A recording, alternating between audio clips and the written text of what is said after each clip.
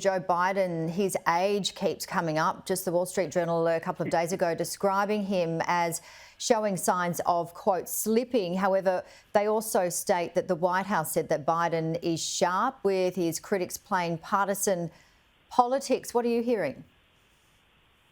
Well, like James Carville, who is the noted Democrat strategist here all the way back to Bill Clinton, he said this week that when people think of Joe Biden, they think of his age. And the second thing they think about when they think of Joe Biden is his age. And the third thing is his age.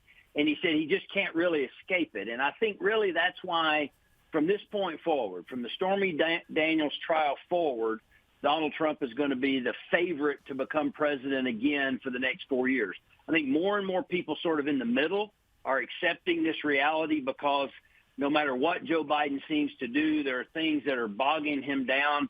His age is the worst probably, but then immigration has been a disaster here in this country. A lot of people are just wanting us to have some kind of controls over illegal immigration in this country. And so Biden really is reeling. A lot of Democrats are saying privately they think it's a tragic mistake if they continue to nominate him, but it looks like there's no turning back.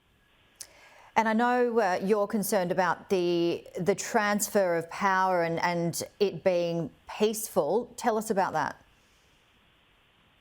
Well, because we know now that it looks like we're going to have Trump and Biden, the real question is, can the United States peacefully transfer power and hold a safe and secure election? We had problems in 2020. But we had that forecasted when Trump basically said months before the election that the only way they could beat him was if they cheated. And so then he followed through on that allegation that they cheated. And probably 30 or 40 million people in this country were convinced that there were so many irregularities in 2020 that the election results couldn't be trusted. That obviously wasn't true because the courts, ended up showing that there was no fraud that would influence the outcome of the election, that actually Joe Biden won. But now we have the same kind of thing heading into 2024, where on both sides, Republicans and Democrats are questioning whether or not we can hold a free and fair election. Janie, I believe that American exceptionalism is defined by our ability to hold free elections, trust the result, and peacefully transfer power. That is very much in question in 2024. Can we do that?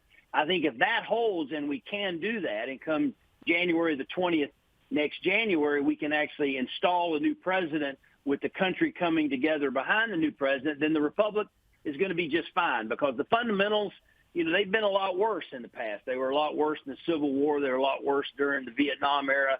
There's even more division in the past than there is today. But the big question today is, can we once again peacefully transfer power? That is going to define really America as we go forward, is whether or not we can do that. If we can't do that, we're just a very wealthy, banana republic. If we can no longer hold free elections, that defines how good we have been over these 250 years. And how confident do you feel that it can be done that way? Well, in a lot of ways, I think it depends on how the election goes, but more and more American people are losing faith in institutions, and so that causes us great concern. As you know, I serve on this bipartisan National Council on Election Integrity, and we're following everything close because both sides it looks like, are kind of gearing up for some opposition to the election results. That doesn't bode well for the process, but I think enough people are paying attention. I'm prayerful that we'll be able to once again do it, even in these divided times.